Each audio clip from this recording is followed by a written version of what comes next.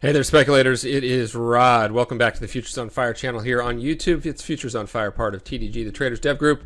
We provide education, strategies, and support for active futures traders and self-directed investors. Hey, in tonight's video, I am going to cover how you can research a new futures product if you wanted to find out a little bit more about something in the futures world that you weren't familiar with. Before I get started, I would love, if you're newer to the channel, that you like this video. Maybe watch it till the end, decide if you like it, but hit that subscribe, turn on the little bell notification. You'll be notified of when I broadcast this type of content, which I think is a little different than what you'll find elsewhere in terms of folks talking about the futures market. So what I wanted to cover tonight was actually this email that I received from AMP talking about the fact that they are going to be supporting the mini CBOE VIX VXM contract, which is a smaller contract in the VIX futures market. And as you see down here, it's only going to be supported on CQG data feed, and then the CQG symbol is MVI. So it's a CBOE VXM. That seems like that should be the symbol, but no, it's only on CQG. What the heck does CQG stand for? And now the symbol's actually MVI, and it's MVI Z20 if I want to find the December 2020 contract for this smaller VIX. What in the heck is going on? All right. Lots of things I like about the futures markets. One of the things that I don't, unfortunately, and it probably will not be standardized anytime soon, if ever, is this silliness across data feeds and exchanges and tick increments and all this stuff. I have another couple videos on the channel about something called the Small Exchange, which is an effort by Tasty Works, Tasty Trade, and a few other firms to try to standardize some of this stuff for some new products that they're offering. But that's not what this video is going to be about tonight. It's going to be about the existing products that are traded and most popular across a variety of different exchanges. So before I go specifically into how to get access to the VIX, I'm actually not going to do the video tonight on how to get access to this VIX because, as I'll mention in just a moment, I think it's really not an appropriate instrument for most traders, most retail traders, including myself. I probably won't be trading this or taking a look at this smaller VIX product until next year. It is available on a variety of different brokers, as you can see.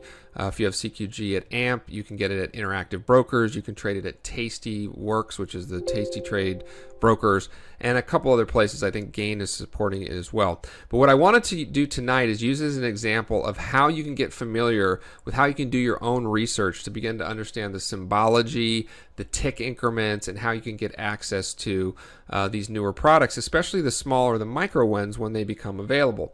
Because if you spend any time on here on this channel, and if you haven't, hit that like button, subscribe, turn on bell notifications so you can find out next time that we're broadcasting. You'll know that we're huge fans of the micro products here at Futures on Fire. They are a great way to transition from sim trading to live trading and not break the bank while you do that.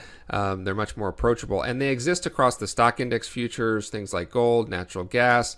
They are noticeably absent in products like bonds and crude oil, energy. There's a smaller crude oil contract, but it's really not very good. There's the threats that the CME will eventually come out with a micro crude and maybe some micro bond products. So it is good to become familiar with these micros, and this is what I'm going to do tonight, is tell you a little bit about how you could do your own research if you wanted to find out more about how to get access to something like this micro VIX.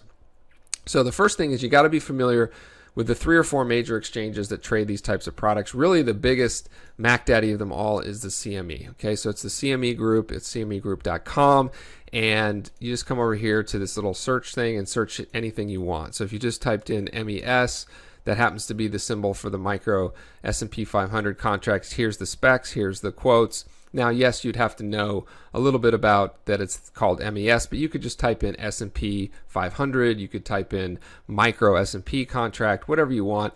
Hunt around in the CME group, and this is a great, great resource. Now, the brokers all provide a decent amount of training, and there's you could just flat out Google and see if Google's going to get you back relative links. But what should come up most of the time is the CME group, and most of the products, certainly the stock index futures, micros that we talk about here a lot, are traded here on the CME group.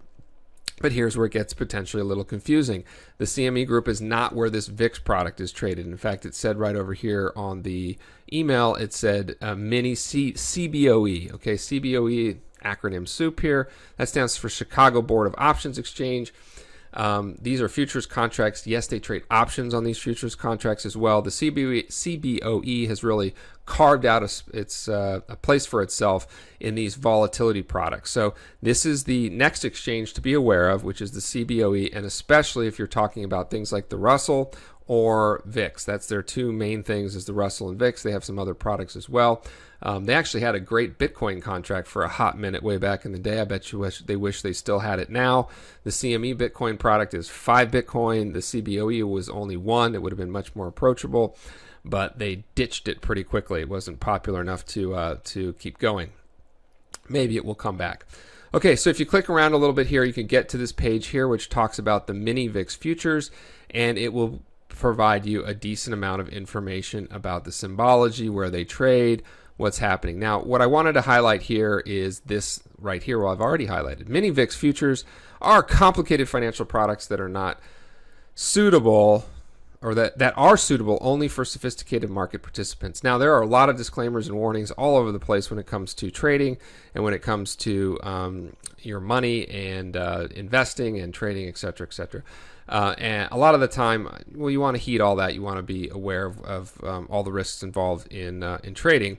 This is one where I would absolutely agree. Okay, VIX is not something that you can just come into without a decent amount of research. Hence the reason I'm doing this video to begin with. How do you find out what the tick increment is? How do you find out when it expires? How do you find out which exchange it trades on? How do you find out which data feed you can get access to? A variety of other things you're going to have to educate yourself on before you should ever consider trading this. Now, I think if it's 1/10 the size, like most of the other micros, one tick in the full VIX is $50, so one tick in this product is probably $5. I have not researched that, and I won't start trading it until next year.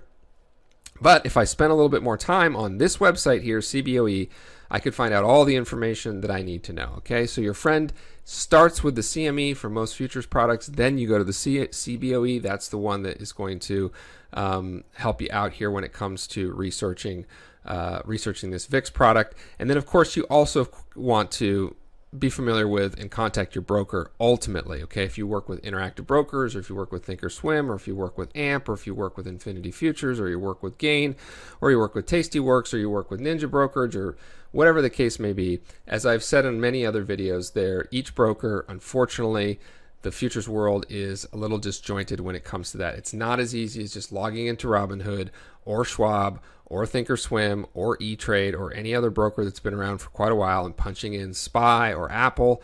You're going to get the same quote. You can buy 1 share or 100 shares, and the experience is pretty universal at all those things when it comes to stock trading. That is definitely an advantage that stock trading has. With futures trading, got to do a little bit more work. You got to be aware of the CBOE, the CME. And let me just give you a couple other bonus ones tonight, just so you can cover all of your bases. There is one called the Intercontinental Exchange, or ICE. Okay, this is not to be confused with the other ICE, of course, the ICE that's been in the news a lot over the last 4 years with the current administration. So this is the Intercontinental Exchange. This is generally not going to have any instrument that you're going to have to mess around with, but there are some more obscure products and things that trade here on ICE that you should be aware of. And then the final one, so again, ICE is not an exchange that you're going to probably have to spend much time on, but it might be certainly something to at least be aware of. And as you advance in your futures trading, there are a variety of other products that are available here on the ICE, or the Intercontinental Exchange. And then the final one is Eurex. Eurex is where you're going to find things like the DAX, which is the German Dow S&P love child, if you will. The Eurex, the Boons, things like that. So if it's a European product, you're going to want to know about the Eurex. Again, Eurex and trading the DAX. Now, the mini DAX has become pretty popular, and this whole video is about, the video is about the exchanges and how you can find out more about new products. If you wanted to find out about the mini DAX, you could come over here to Eurex. I think there's some other versions of a smaller DAX that are traded on other exchanges. So there you go. By the way, the Eurex is not necessarily where the things like the Euro trade. You can get the Euro directly on the CME, and the currency futures products are available on a variety of different spots. So just really quickly, again, CME Group, the largest, the Mac Daddy of where you'll find most stuff. CBOE, ICE and Eurex. So those are your exchanges. That's where you can go and do more research if you're interested in trying to find the symbology or information about a particular product. Hence, if you wanted to learn more about VXM and the mini CBOE volatility index, you would go over to the CBOE. All right, we'll leave it there for tonight. That's going to be about it. Again, just an introduction to how you can find out more information about these various exchanges. If you like this video, thought it was useful, it really helps the channel if you could like the video and subscribe. Turn on the bell notification to be aware of next time that we are trading. For now, that's it. My name is Rod with TDG and Futures on Fire, reminding you to stay green and trade like you mean it. We'll see you at the next video. Thanks.